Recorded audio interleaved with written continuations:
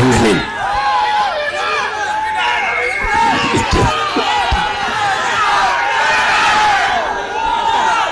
எங்களின் நான்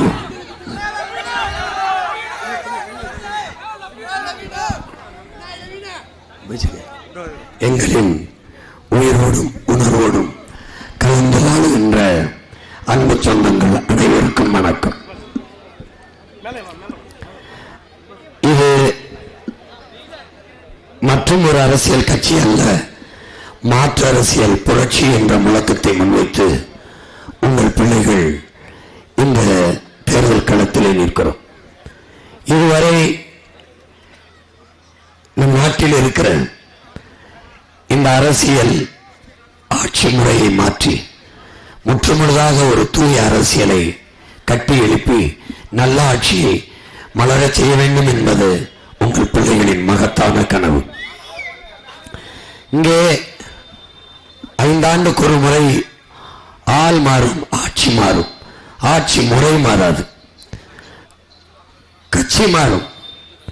கட்சிகள் மாறி ஆட்சி மாறும், ஆட்சி முறை மாறியதில்லை, மாறாது. இவர்கள் வந்தாலும் ஊழல் லஞ்சம் இருக்கும், அதிமுக வந்தாலும் ஊழல் லஞ்சம் இருக்கும். இவர்கள் வந்தாலும் டாஸ்மாக் கடையை திறந்து வைப்பார்கள், இவர்கள் வந்தாலும் டாஸ்மார்க்கை மூட மாட்டார்கள். இவர்கள் வந்தாலும் நம் வளங்களை எல்லாம் கொள்ளையடிப்பார்கள், இவர்கள் வந்தாலும் அதான் நடக்கும். இதில் எந்த மாறுதலும் இல்லாத ஒன்றுக்காக எதுக்காக ஒவ்வொரு முறையும் தேர்தல்? திரும்ப திரும்ப இவர்களை நாம் எதற்காக தேர்வு செய்ய வேண்டும்? பசி பஞ்சம், ஊழல் லஞ்சம், கொலை கொள்ளை, வேலையின்மை, தொடர்ந்து இதுவே தமிழ்நாடு தேர்வு ஆணையத்தில் தேர்வு எழுதி 70 லட்சம் பேர் வேலைக்காக காத்திருக்கிறார்கள். வேலை இல்லாத இளைஞர்கள் பல லட்சக்கணக்காக இந்த நாட்டில். அவர்களுக்கு வேலை கொடுக்க இந்த நாடு ஏதாவது திட்டம் தீட்டுகிறதா? இல்லை. தரமான கல்வியை கொடுக்க முயற்சிக்கிறதா? இல்லை. மருத்துவத்தின் தரத்தை உயர்த்த பாடுபடுகிறதா? இல்லை, இல்லை. ஆனால் வருகிறவதெல்லாம் இலவச அறிவிப்புகளை, வெற்று அறிவிப்புகளை கொடுத்து கொடுத்து நான் 2000 தருகிறேன், 3000 தருகிறேன், நான் 8000 டோக்கன் தருகிறேன், 10,000 உரிமை தொகை தருகிறேன், இப்படி பேசி பேசி ஏமாத்தி ஏமாத்தி நம் வாக்கை பறிப்பதிலேயே இந்த கட்சி ஆட்சிகள் குறியாக இருக்கிறது. யாராவது ஒருவர் இந்த நிலத்தில் இந்த தேர்தலில் போட்டியிடுகிற தலைவர்களில் ஒருவர் என் மொழி சிதைந்து அழிந்து விட்டது, அதை மீட்க வேண்டும், காக்க வேண்டும், யாராவது பேசி கேட்டீர்களா? என் இனம், என் இனத்தின் நலம் என்று யாராவது பேசி, என் நிலம், என் நிலத்தின் வளம், யாராவது தூய காற்று கிடைக்க செய்ய வேண்டும், நல்ல குடிநீர் கிடைக்க செய்ய வேண்டும், நஞ்சில்லாத உணவு என் நாட்டு குடிகளுக்கு கிடைக்க செய்ய வேண்டும், பசி இல்லாத நாட்டை படைக்க வேண்டும், வேலை இல்லை என்ற சொல்லுக்கு இனி வேலை இல்லை என்ற நிலையை உருவாக்க வேண்டும் என்று யாராவது பேசுகிறார்களா? இல்லை. வருவார்கள். கழக ஆட்சியிலே, எங்கள் ஆட்சியிலே குடும்ப தலைவிக்கு 1000 கொடுத்தோம், மறுபடி வந்தால் 2000 கொடுப்போம், பெண்களுக்கு புதுமை பெண் என்று 1000 கொடுத்தோம், மாணவர்களுக்கு 1000 கொடுத்தோம். இதைத்தான் பேசுவார்கள். 1000 கொடுத்தீர்கள், அது எங்கிருந்து எடுத்தீர்கள்? இந்த கேள்விக்கு யாரிடத்தில் பதில் இருக்கிறது? எங்கிருந்து? 10 லட்சம் கோடி கடன். ஏன் கடன்? அந்த கடன் எதற்காக வாங்கப்பட்டது? இந்த நாட்டில் எந்த நலத்திட்டத்தை நிறைவேற்ற அந்த கடன் பெறப்பட்டது? கல்வியின் தரத்தை உயர்த்தவா? இல்லை. மருத்துவத்தின் தரத்தை உயர்த்தவா? இல்லை. சரியான பாதைகள் போடவா? தரமான போக்குவரத்தை நடத்தவா? தடையற்ற மின்சாரத்தை தரவா? எதற்காக? வேலை இல்லாத இளைஞர்களுக்கு வேலை வாய்ப்பை கொடுக்க தொழிற்சாலைகளை தொடங்கவா? எதற்காக இந்த 10 லட்சம் கோடி கடன் பெறப்பட்டது? ஒரே ஒரு நலத்திட்டம், இந்த கடனை பெற்று நிறைவேற்றப்பட்ட ஒரு நல்ல நலத்திட்டம் எதையாவது ஒன்று சொல்லுங்கள். இல்லை. பிறகு இந்த கடன் யாருக்காக? ஏமாற்ற. எதையாவது வாங்கி கடனை வாங்கி மக்களுக்கு இலவசம் என்று 1000, 2000 வேட்டி, சேலை, அரிசி, பருப்பு, மிக்சி, கிரைண்டர் இதை கொடுத்து ஏமாற்றி வாக்கை பறித்து ஆட்சியில் அமர வேண்டும். அதை தவிர இந்த ஆட்சியில் அமர்ந்து இவர்கள் யாராவது ஒருவர் சொல்லுங்கள், யாராவது ஒருவர் இந்த 60 ஆண்டுகளில் இவர்கள் சாதித்த ஒன்று பிரச்சனைகளை தந்தது தவிர வேற ஏதாவது?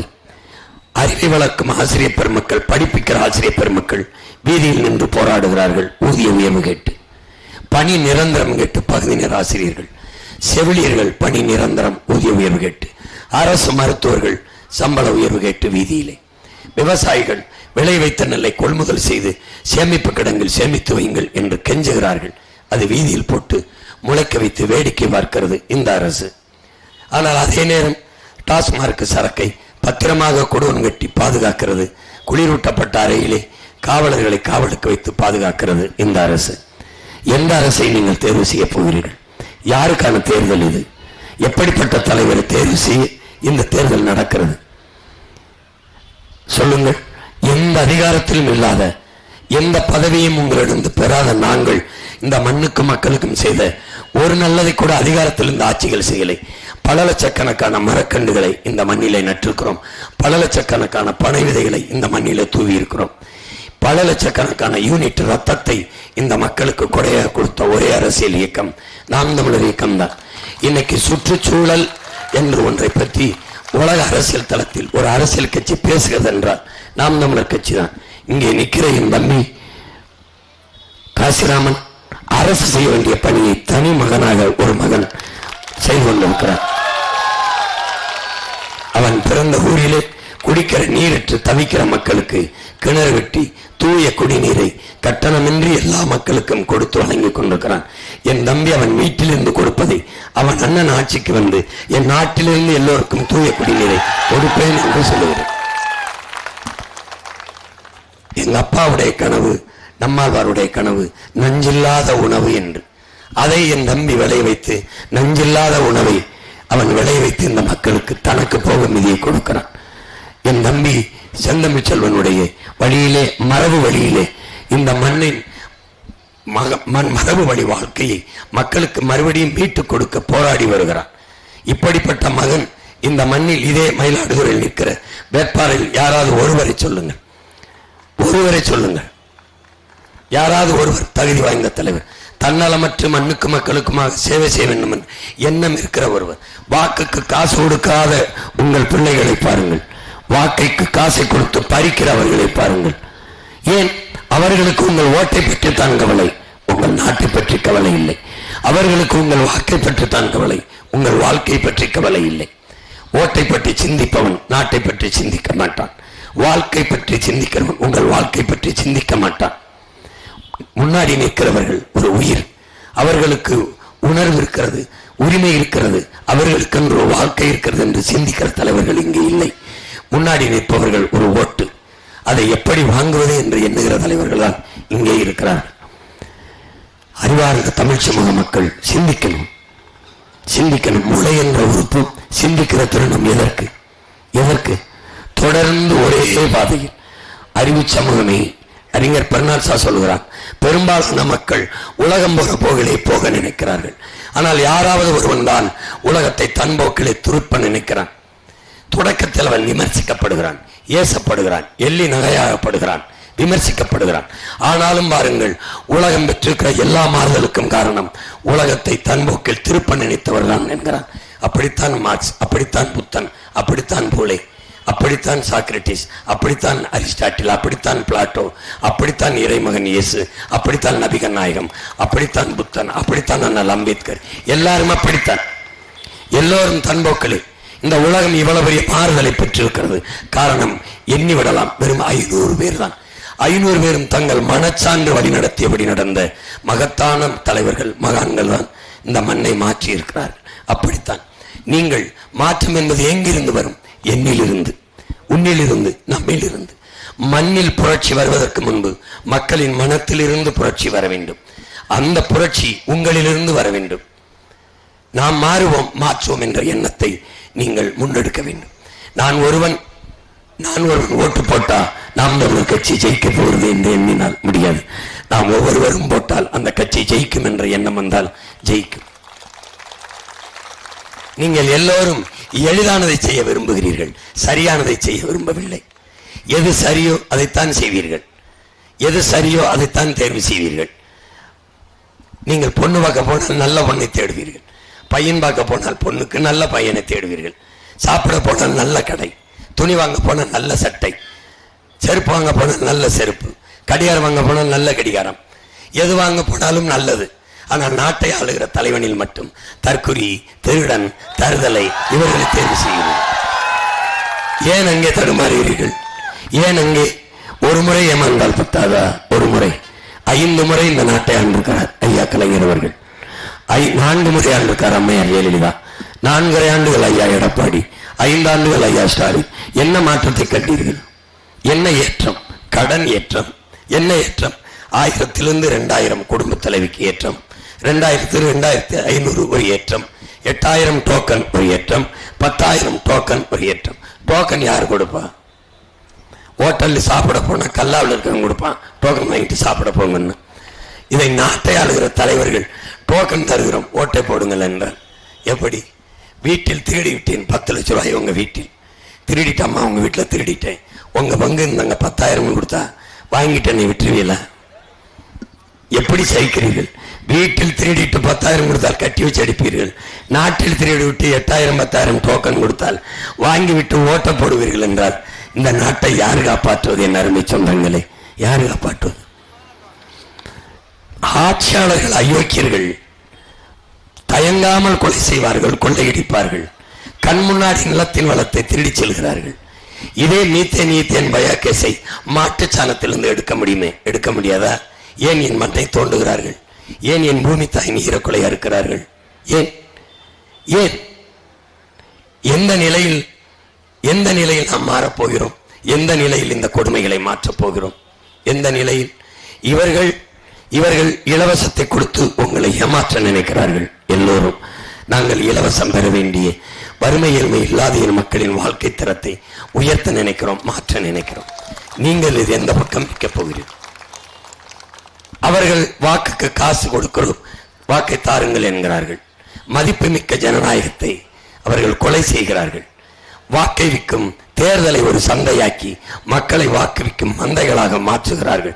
இல்லை, ஜனநாயகத்தில் மக்களுக்கு இருக்கிற மாண்புமிக்க மதிப்புமிக்க உரிமை வாக்கு, அதை விற்கக்கூடாது என்கிறோம். பணத்துக்கு வாக்கு, நம் இனத்துக்கு தூக்கு என்கிறோம். நாங்கள் நோட்டுக்கு ஓட்டு, நம் நாட்டுக்கு வைக்கிற வேட்டு என்கிறோம். அதை செய்யாதீர்கள், தயவு செய்து செய்யாதீர்கள். அந்த வாக்கும் விற்பனைக்காகிவிட்டால் ஜனநாயகம் என்ற ஒண்ணே இந்த நாட்டில் இருக்காது.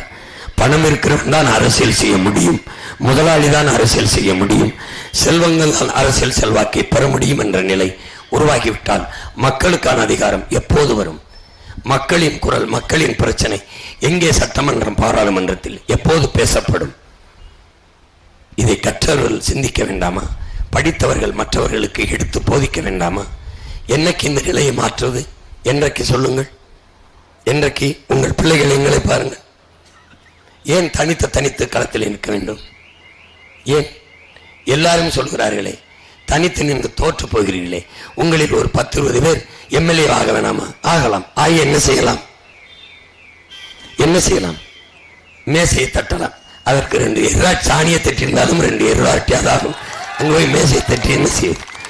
கூட்டணி வைத்து வென்று போனவர்கள் என்ன செய்தார்கள்? ஆட்சியில் இருக்கிறவருக்கு கால் பிடித்து விட்டார்கள். வேற என்ன செய்தார்கள்? திமுகவோடு கூட்டணி வைத்து வென்று போனவர்கள் திமுக ஆட்சியின் தீமையை எடுத்து ஒரே ஒரு போராட்டம் செய்ததாக காட்டுங்கள். எந்த கட்சியாவது திமுக ஆட்சியில் எடுத்த கற்பழிப்பு கொலைகளை எதிர்த்து, இல்ல ஆசிரியர்கள் போராட்டத்துக்கு அருகில் நின்று, மாணவர்கள் மீனவர்கள் போராட்டத்துக்கு ஆதரவாக, விவசாயிகள் போராட்டத்துக்கு எதற்காக நின்றிருக்கார்கள்? நிற்க மாட்டார்கள். எங்களை எப்படி அறிவுறுத்துவார்கள்? அக்கறையாக அறிவுறுத்துவார்கள். எப்படி? எத்தனை நாளைக்கு இப்படி தனியா நின்று போராடி போவார்கள் நீங்க இருப்பீர்கள்? உங்க கூட இருக்கிறவர்கள் எல்லாம் கலைந்து விட மாட்டார்களா? ஏமாந்து விட மாட்டார்களா? விரக்தி அடைந்து விட மாட்டார்களா? என்னிடத்தில் பேசுவார்கள். நான் சொல்வேன், வீர சுதந்திரம் வேண்டி நின்றார் வேறொன்று கொள்வாரோங்கிறான் இந்த பாட்டன் பாரதி. எங்கள் தலைவன் எங்களுக்கு சொல்கிறான், சுதந்திர பசி கொண்ட மக்களை சோற்று பசி ஒன்றும் செய்து விடாது என்று. நாங்கள் வயிற்று பசி கொண்ட மக்கள் அல்ல, வரலாற்றின் பசி கொண்ட மக்கள். சோற்று பசி அல்ல, எங்களுக்கு இருப்பது சுதந்திர பசி. அதனால் இது ஒன்றும் செய்யாது. நாங்கள் வந்தது பதவிக்காக அல்ல, என் மக்களின் உதவிக்கு. மக்களை வைத்து பிழைக்க அல்ல, என் மக்களுக்காக உழைக்க. நாங்கள் வந்தது பணத்திற்காக அல்ல, வந்தது பணத்திற்காக அல்ல, நாங்கள் பிறந்த இனத்திற்காக. அதனால் பணமா இனமா என்றால் இனம், பதவியா மக்களுக்கு உதவியா என்றால் உதவி. ஒரு விழுக்காடு அரை விழுக்காடு வைத்திருக்கிறவர்கள் எல்லாம் பேரம் பேசி சீட்டும் நோட்டும் கொடுத்து பேரம் பேசி கூட்டி செல்லும் போது 8.5 விழுக்காடு வாக்கு தந்தீர்கள். நீங்கள் 36 லட்சம் வாக்கை தந்து 3வது பெரிய கட்சியாக்கி நீங்கள். எங்களுக்கு எத்தனை ஆயிரம் கோடி பேரம் பேசப்பட்டிருக்கும், எத்தனை சீட்டுகள், எவ்வளவு பதவி ஆசை காட்டப்பட்டிருக்கும். ஏன் எல்லாத்தையும் தூக்கி வீசிவிட்டு இந்த கொளுத்துகிற வெயிலில் உங்களை நிறுத்தி கத்த வேண்டும்? ஏனென்றால் இந்த கொடுமை அரசியலை மாற்ற வேண்டும் என்ற மகத்தான கனவு இருப்பதால் இங்கே நின்று கத்துக்கொண்டிருக்கும்.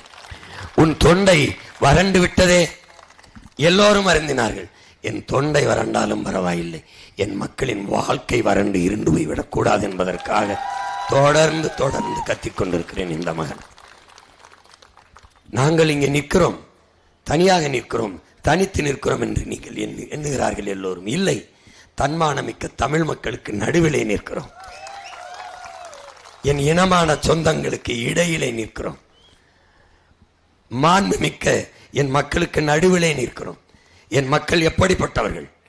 மந்திரி மகனும் இல்லை, முதலமைச்சர் வாரிசும் இல்லை, அப்பன் பாராளுமன்றத்தில் இல்லை, அப்பன் தாத்தன் எம்எல்ஏவா இல்லை, ஏதுமில்லை. எளிய மக்கள், பராரிகள், பாட்டாளி வர்க்கத்தின் பிள்ளைகள். ஒன்றுமில்லை, காசு இல்லை, உயர்ந்த கனவு.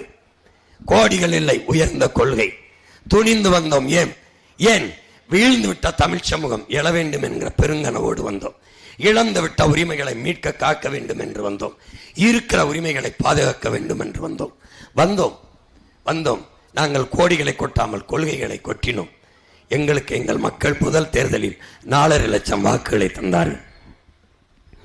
உலக வரலாற்றில், இந்திய துணைக்கண்டத்தின் அரசியல் வரலாற்றில் 4.5 லட்சம் வாக்கை வாங்கி 1.1 விழுக்காடு வாக்கை பெற்ற ஒரு அரசியல் இயக்கம் இருந்திருக்காது. ஏதாவது ஒரு கட்சியோடு இணைந்திருக்கும் அல்லது கூட்டணி வைத்து கரைந்திருக்கும். மறுபடியும் நம்பிக்கையோடு தனித்து 2019 4.5 லட்சம் வாக்கு எங்கே? 18 லட்சம் வாக்கு எங்கே? 18 லட்சம் வாக்கை கொடுத்து வளர்த்தார்கள் என் மக்கள். காரணம், இந்த பிள்ளைகள் தனித்து நிற்பார்கள், தனித்துவத்தோடு நிற்பார்கள், உயர்ந்த தத்துவத்தோடு நிற்பார்கள். சீட்டுக்கும் நோட்டுக்கும் பேரம் பேசி எவனிடத்திலும் சரணடைய மாட்டார்கள் என்று என் மக்கள் நம்பினார்கள். அதே நம்பிக்கையோடு 21 தனித்து நின்றோம். மக்களை மட்டுமே நம்பி நின்றோம். 30 லட்சம் வாக்கை கொடுத்து திமுக அதிமுகவை தாண்டி 3வது பெரிய கட்சி நாம் தமிழர் என்ற கட்சி என்று கொண்டாந்து நிறுத்தினார்கள். ஒவ்வொரு தேர்தலிலும் எங்களுடைய சின்னத்தை 2வது 3வது பெட்டியிலே வைத்து தேட வைத்தார்கள். இப்போது பாருங்கள் காலம் எப்படி வித்திட்டிருக்கிறது என்று.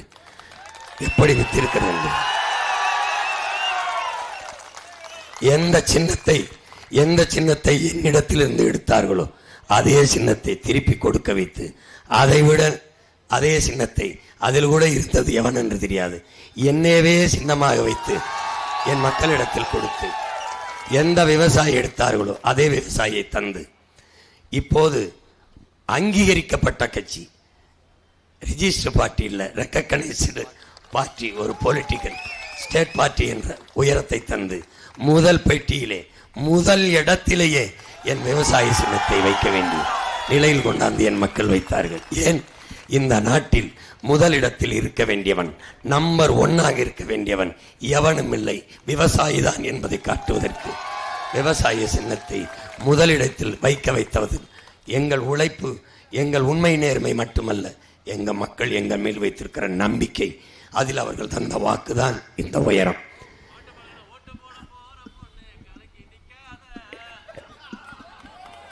இம்முறை என் அன்பு சொந்தங்களே, என் அருமை உடன் பிறந்தார்களே, பேரன்பு மிக்க என் பெற்றோர்களே, உங்கள் மதிப்பு மிக்க வாக்கை உண்மையும் நேர்மையுமாக உழைக்க நிற்கிற உங்கள் பிள்ளைகள் எங்களுக்கு தந்து வெற்றி வர செய்யுங்கள். எங்களின் வெற்றி உங்களின் வெற்றி.